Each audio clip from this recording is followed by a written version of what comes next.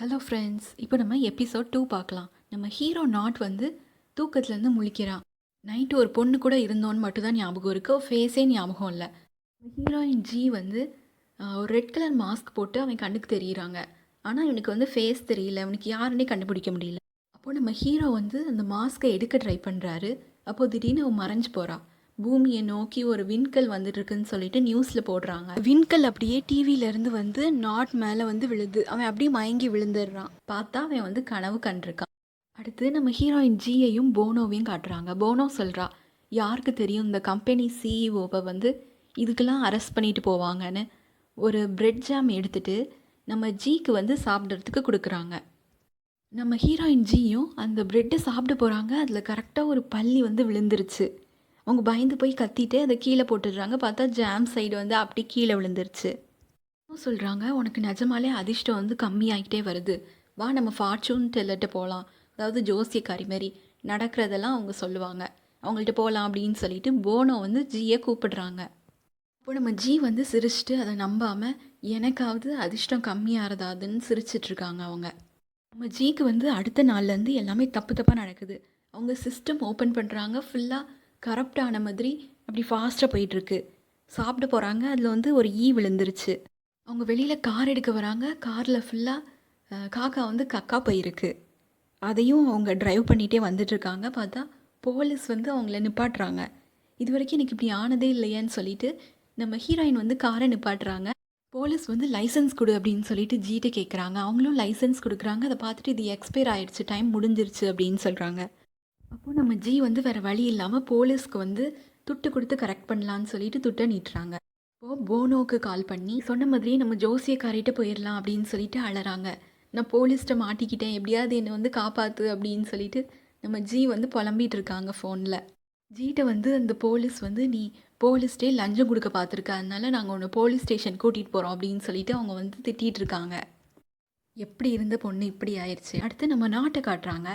அவனும் ப்ரெட்டில் ஜாம் வச்சுட்டு சாப்பிட போகிறான். அவனோட ஃப்ரெண்டு நியாங் சொல்கிறான், நீ வந்து ஃபுல்லாக குடிச்சிட்டு கீழே விழுந்து தான் உனக்கு அடிபட்டிருக்கும், ஆனால் நீ வேறு ஏதோ சொல்லிகிட்டு இருக்க, ஒரு பொண்ணை பார்த்தேன் உனக்கு பிடிச்சிருக்கு அவளைன்னு, யார் அந்த பொண்ணு அப்படின்னு சொல்லிட்டு அவன் கேட்டுட்டு இருக்கான். அப்போ நாட் சொல்கிறான், அதுதான் எனக்கு ஞாபகம் இல்லை, நான் அவளை வீட்டுக்கு கூட்டிகிட்டு போனேன், அப்புறம் என்ன நடந்துச்சு அப்படின்னு சொல்லிட்டு நாட் வந்து யோசிச்சுட்டே இருக்கான். அப்போ ஜிடி வந்து அந்த ரூமுக்கு ஓடி வரான். நம்ம வியூஸ்லாம் கூடிருச்சு அப்படின்னு சொல்லிட்டு கத்திட்டே வந்து நியாங்க வந்து அவன் தள்ளி விட்டுறான். நியாங் வந்து நாட்டை தள்ளி விட்டு அவனோட பிரெட் ஜாம் வந்து கீழே விழுந்துருச்சு. அப்போ ஜிடி வந்து நியாங்கிட்ட காட்டிகிட்டு இருக்கான், நம்மளோட வியூஸ் பாரு 5 லட்சம் ஆயிடுச்சு அப்படின்னு சொல்லிட்டு ரெண்டு பேரும் ஹாப்பியாக நாட்டை கூப்பிடுறாங்க. பார்த்தா அவன் கீழே எதையோ பார்த்து அழுதுட்டு இருக்கான். என்னோட வாழ்க்கையிலேயே ஜாம் சைடு இப்போ தான் தரையில் படாமல் மேலே பார்த்துருக்கு அப்படின்னு சொல்லிட்டு அவன் வந்து ஃபீல் பண்ணுறான். ஏன் சொல்ல மாட்டேன் நாட், நீ தான் நம்ம ஜிக்குள்ளே லக்கெல்லாம் திருடிட்டியே.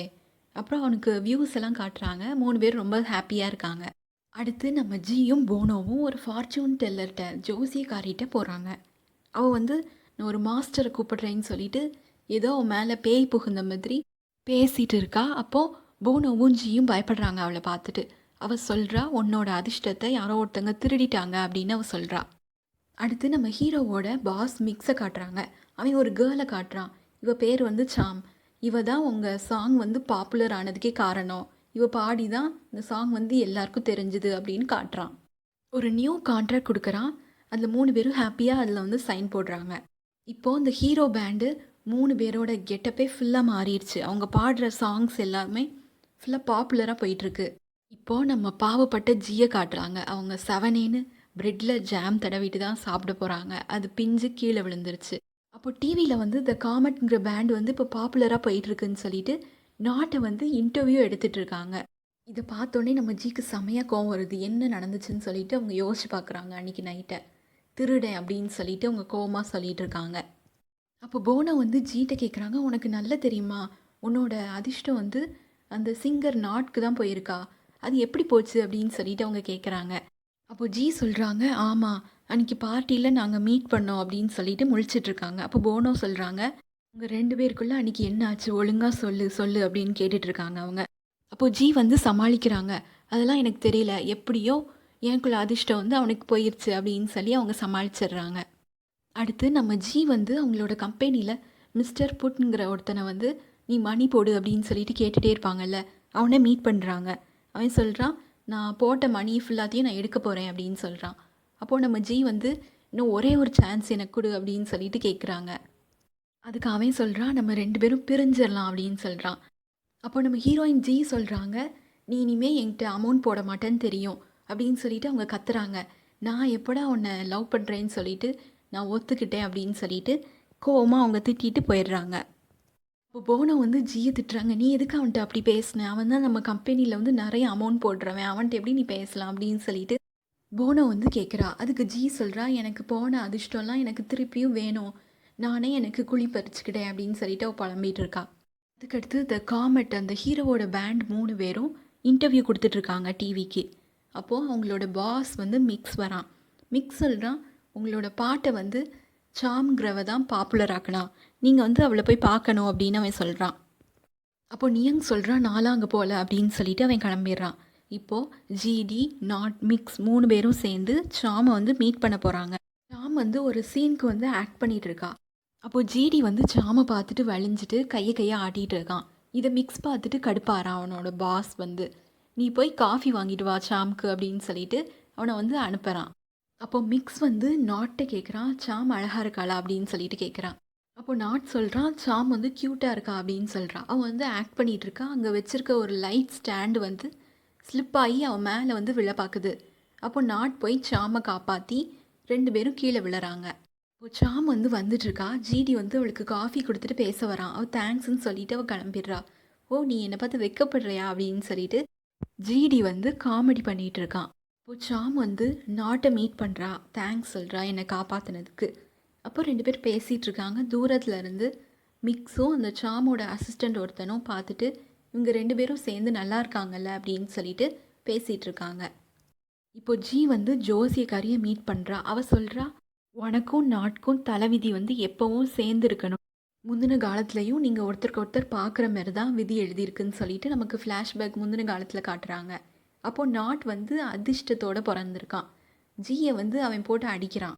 அதுக்கு அடுத்த பிறவியில் ஜி வந்து அதிர்ஷ்டத்தோட ஒரு ராணியாக பிறந்திருக்கா. அப்போது நாட் வந்து பாவப்பட்ட ஒரு ஜென்மமாக பிறந்திருக்கான்.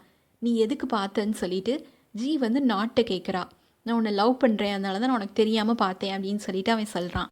அப்போது ஜி வந்து அவனை சொல்கிறா, எவ்வளோ தைரியம் இருந்தால் நீ என்கிட்ட எப்படி சொல்லுவேன்னு அந்த செக்யூரிட்டிகிட்ட வந்து இவன் தலையை அறுத்து போடுங்க அப்படின்னு சொல்லிட்டு ஆர்டர் பண்ணுறா அவன். இப்போ அந்த ஜோசியக்காரி சொல்கிறா, இந்த ஜென்மத்துலேயும் நீங்கள் 2 பேர் பார்த்துக்கணும்னு இருக்குது, ஆனால் திடீர்னு எப்படி உங்களோட அதிர்ஷ்டம் வந்து மாறுச்சுன்னு தான் எனக்கு புரியலை அப்படின்னு அவள் சொல்கிறா. அப்போ ஜி சொல்கிறா, அன்றைக்கி நைட்டு அப்படின்னு அவள் இழுக்கிறா. அப்போ போனோ கேட்குறா, உண்மையே சொல்லு, உங்கள் 2 பேருக்குள்ளே என்ன நடந்துச்சு அப்படின்னு அவள் கேட்டுகிட்டே இருக்கா. அப்போது ஜி சொல்கிறா, அன்றைக்கி நைட்டு நானும் அவனும் தப்பு பண்ணிட்டோம் அப்படின்னு அவள் சொல்கிறா. அப்போது அந்த ஜோசிக்காரி சொல்கிறா, நீங்கள் அப்படி பண்ணும்போது தான் உனக்குள்ள அதிர்ஷ்டம் வந்து அவனுக்கு போயிருக்கு, உனக்கு திருப்பியும் உன்னோட அதிர்ஷ்டம் கிடைக்கணும்னா நீயும் அவனும் சேர்ந்து இன்னொருதோ தப்பு பண்ணணும் அப்படின்னு சொல்லிட்டு அவள் சொல்கிறா.